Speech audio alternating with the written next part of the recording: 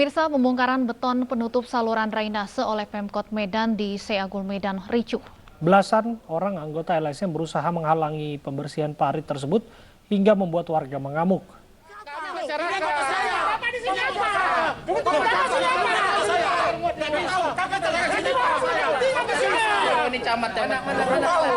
Kericuhan terjadi saat petugas PU Kota Medan bersama pihak Kecamatan Medan Barat membongkar beton yang menutup saluran drainase di Jalan Karya Lingkungan 9, Kelurahan Seagul, Medan, Sumatera Utara.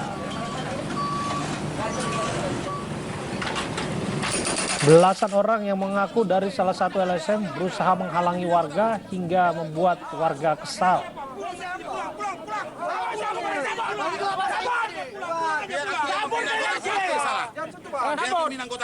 Baku hantam nyaris terjadi karena warga kesal akibat tempat usaha yang diduga tidak memiliki izin menutup seluruh saluran drainase sebagai tempat parkir mobil dan menyebabkan kemacetan.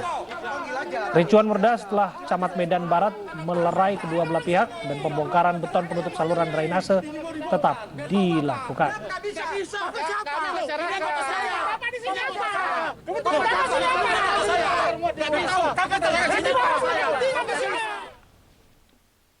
Seekor sapi merusak sepeda motor dan mobil yang melintas di Jalan Raya Pantura, Tuban, Jawa Timur.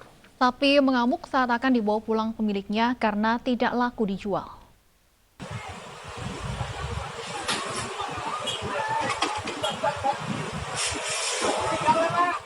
Seekor sapi seberat 500 kg terlepas dan menyerang sepeda motor di jalur Pantura, Tuban, Jawa Timur.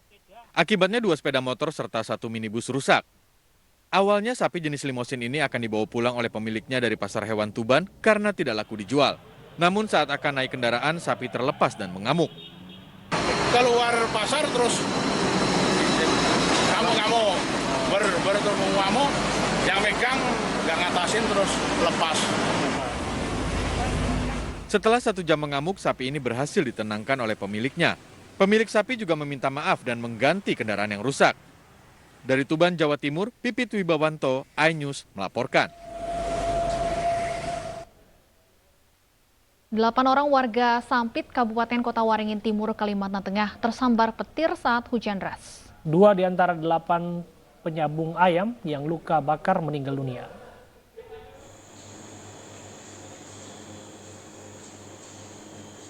Dua penyambung ayam tewas akibat tersambar petir saat berteduh di sebuah arena sabung ayam di Jalan Sudirman Sampit, Kabupaten Kota Waringin Timur, Kalimantan Tengah.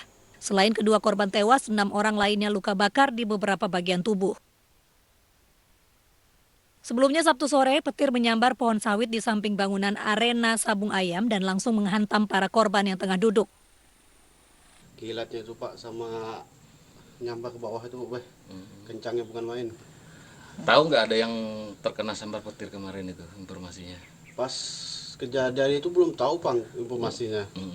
Tahunya setelah kapan? Tahunya 11 ambulan datang itu kan baru tahu. Kini kedua korban tewas telah dimakamkan oleh pihak keluarga. Dari Kota Waringin Timur, Kalimantan Tengah, Norman Syah, iNews melaporkan.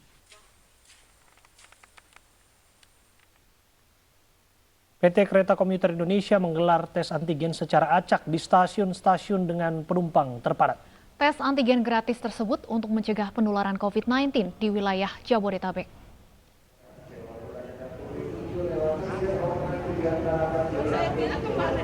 Tes swab antigen gratis ditujukan kepada para penumpang yang akan berangkat menuju Jakarta dan tidak dipungut biaya sama sekali. PT KCI menyiapkan 100-150 alat tes swab antigen. Penumpang yang akan dites dipilih secara acak. Jika hasilnya negatif, penumpang akan dipersilakan melanjutkan perjalanan.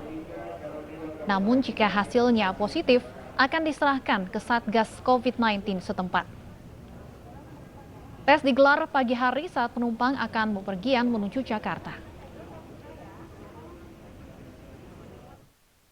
Kami akan berkoordinasi langsung ya dengan Satgas setempat, pasti mereka harus PCR untuk melanjutkan tracingnya gitu. Nah ini kan kami yang pasti dari sisi KAI Komuter ketika dapat yang positif, kami tidak akan memperbolehkan masuk ke stasiun ataupun naik KRL, dan kami akan berkoordinasi dengan Dinas Kesehatan setempat.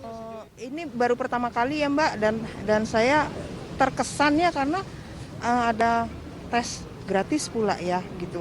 Kalau ini dilakukan di banyak moda transportasi kayaknya malah lebih bagus kalau menurut saya ya. Saya menyediakan waktu khusus untuk ini. Saya merelakan waktu untuk ini. Jadi memang sengaja, nggak apa-apa deh telat dikit kerja. Yang penting saya tahu hasilnya saya negatif.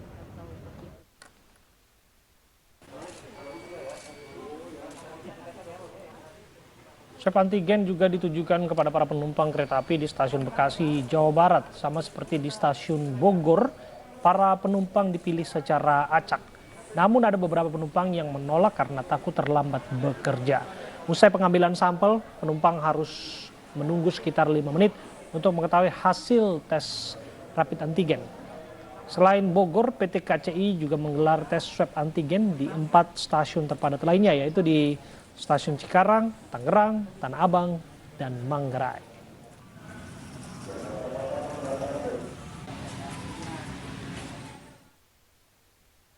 Dan pemirsa, bagaimana situasi terkini di Stasiun Manggarai terkait tes swab antigen yang acak di sana? Kita akan bergabung bersama dengan Riki Iskandar. Selamat malam, Riki.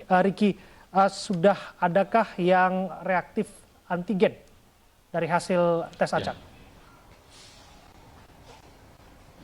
Baik, Abraham dan Stefani, terkait sudah adakah atau yang terkena virus ataupun terdeteksi terkait dengan positif COVID-19, memang tadi dikabarkan bahwa saat keberangkatan dari stasiun Bogor, karena memang ada 4 stasiun yang diberangkatkan. Dari 6 stasiun ada 4 stasiun yang difungsikan untuk keberangkatan seperti Bogor, Tangerang, kemudian Depok, dan juga Cikarang. Kemudian dari informasi yang kami dapat dari Anne selaku Vice Presiden tadi sudah ada satu yang reaktif, namun ini hanya dari stasiun Bogor. Dan untuk yang jam pulang kerja saat ini, karena memang difungsikan 2 stasiun, dari stasiun Manggarai dan stasiun Tanah Abang, ini belum ada informasi terkait sudah adakah yang reaktif atau belum. Namun untuk yang reaktif tadi 1 dari Bogor ini sudah ditindaklanjuti oleh puskesmas setempat, baru kemudian dilakukan penindakan oleh tim Satgas COVID-19 sendiri. Dan tadi Vice Presiden yakni Ibu Anne Purba menyampaikan bahwa ini adalah bentuk masif dari KCI untuk menindaklanjuti angka positif dari Jakarta yang sudah mulai meningkat pesat karena memang sudah mencapai rekor tertinggi, sudah lebih dari angka 6.000 positif, karena memang dari Wisma Atlet sendiri juga sudah hampir penuh, sudah tanda lampu merah begitu, karena Wisma Atlet penuh difungsikan, kemudian Tower 8, kemudian juga difungsikan lagi di Wisma kawasan Cilincing. Ini artinya memang pemerintah DKI masih memperhatikan atau memberi perhatian khusus bagi pasien penderita COVID-19. Dan untuk mengurai mobilitas masyarakat, dari KCI sendiri mengadakan antigen di 6 stasiun. Terbukti tadi Ibu Anne menyampaikan bahwa mobilitas masyarakat di Jakarta 2 minggu kebelakang ini sangat padat sekali dan sangat menurun sekali ketika aktivitas di awal hari di stasiun Manggarai. Ibu Anne menyampaikan bahwa bisa sampai 500 aktivitas dari setiap kereta di perharinya, namun hari ini hanya mencapai 200 orang saja untuk aktivitas dari setiap keretanya. Angka tersebut disampaikan langsung oleh Vice Presiden dari KCI, Bu Anne Purba. Ini artinya memang masyarakat masih terus mengkhawatirkan terkait dengan virus COVID-19 karena memang mobilitas masyarakat dikatakan menurun begitu ketika sudah ada pernyataan ingin dilakukan swab antigen di 6 stasiun. Namun perlu disampaikan tadi pada saat dilakukan swab antigen ini tidak bersifat seperti diharuskan ataupun random sampling, karena yang diprioritaskan untuk pengunjung ataupun penumpang ini yang mereka ingin melakukan antigen saja, tidak diharuskan atau diwajibkan untuk bagi mereka yang melintasi stasiun Manggarai ini diwajibkan swab, tidak, ataupun ini bersifat terbuka. Dan Ibu Anne juga menyampaikan bahwa dari 150 sampling yang disediakan, untuk mencari 100 sampling saja ini cukup sulit. Karena seperti yang tadi di Bogor juga ada yang diminta untuk antigen, mereka merasa takut, merasa khawatir, maka mereka tidak melakukan itu dan terus melakukan cari sampling, dan ternyata katanya sulit begitu. Untuk 100 sampling aja sulit. Kemudian apa yang bisa dilihat dari masyarakat sekitar? Ketika mobilitas masyarakat sudah mulai nampak normal seperti ini, bisa terlihat di kamera ini penumpang lintas antar kota dari Bekasi, Bogor, dari Bekasi ke Jakarta, Bogor Jakarta, Karawang Jakarta, Tangerang Jakarta.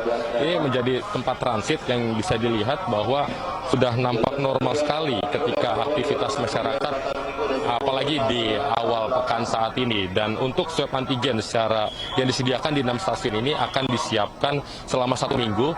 Tentu untuk selama 1 minggu ini akan menjadi evaluasi dari KCI efektif atau tidakkah dari aktivitas masyarakat di kawasan Jakarta. Seperti itu Stefani dan Abraham.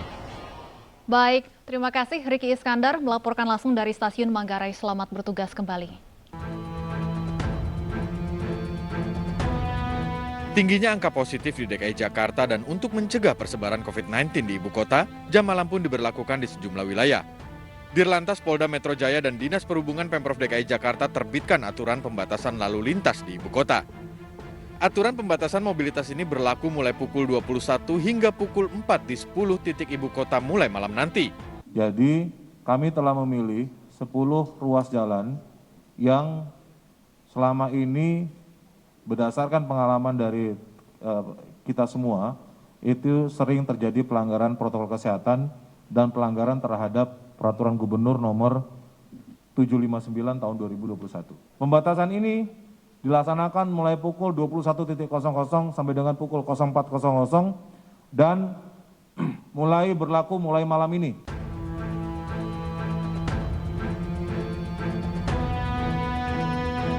Adapun 10 ruas jalan yang dibatasi mobilitasnya adalah kawasan Bulungan, kawasan Kemang, Jalan Gunawarman, dan Jalan Suryo, Jakarta Selatan. Di Jakarta Pusat, kawasan yang dibatasi adalah Jalan Sabang, Cikini, dan Asia Afrika.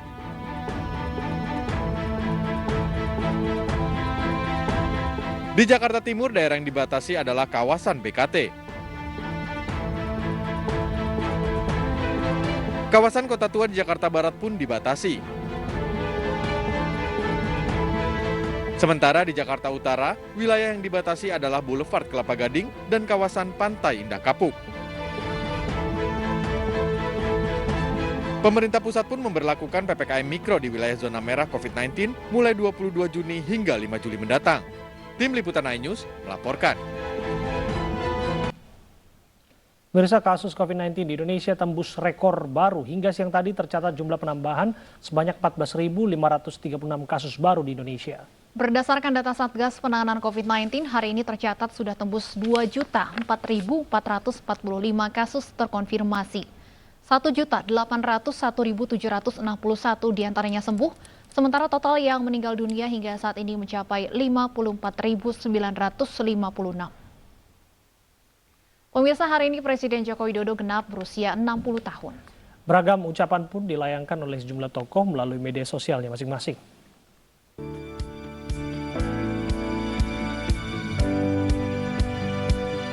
Presiden Republik Indonesia hari ini berulang tahun ke-60. Beragam ucapan pun datang dari sejumlah instansi maupun tokoh.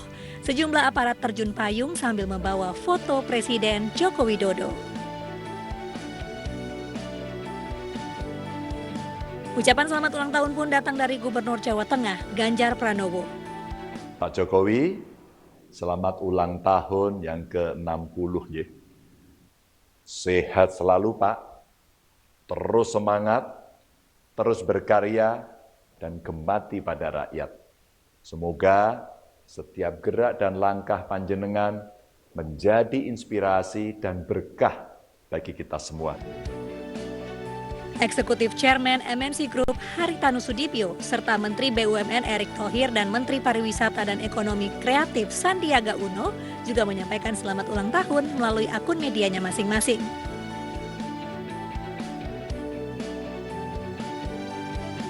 Selamat ulang tahun ke-60 Pak Jokowi.